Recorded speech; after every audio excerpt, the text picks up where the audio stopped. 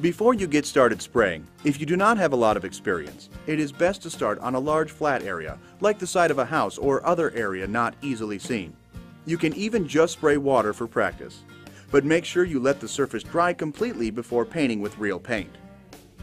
In a good spray pattern, the paint or coating material is completely and evenly distributed onto the surface. There are several techniques that you can use to ensure a quality finish.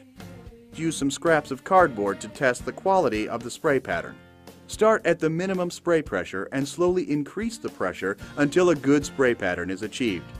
This is a good spray pattern. Notice that there are no runs in the pattern and that the pattern itself is smooth and even. If your pattern has what are known as fingers or tails, that is, an uneven finish such as this, then the pressure should be increased. Spraying at the lowest pressure possible while still getting a good spray pattern will save wear and tear on your pump and spray tip. If you are at the maximum pressure setting and the spray pattern is still not suitable, a smaller spray tip hole size should be used, or your material may need to be thinned. The spray gun should be held approximately 12 inches from the surface and aimed straight at the surface, like this. Keep the gun a consistent distance from the surface. Move across the surface in order to keep the gun pointed straight at the surface. Fanning the gun to direct the spray at an angle causes an uneven finish. Flex your wrist at the beginning and end of each stroke to maintain an even coat. Don't spray at an angle. Keep the gun perpendicular to the surface.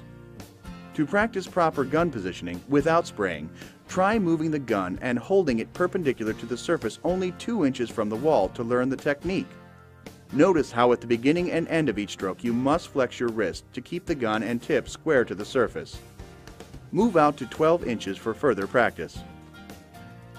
Work in sections only as far as you can comfortably reach.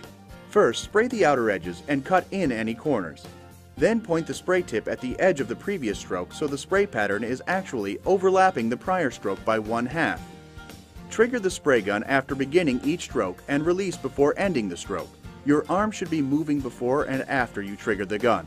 This will prevent blotches of thick coating at the beginning and end of each stroke.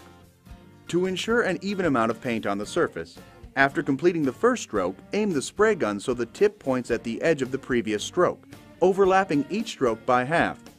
When spraying on broad open surfaces such as ceilings and bare walls, the outside edges should be sprayed first. Then the middle can be sprayed more quickly.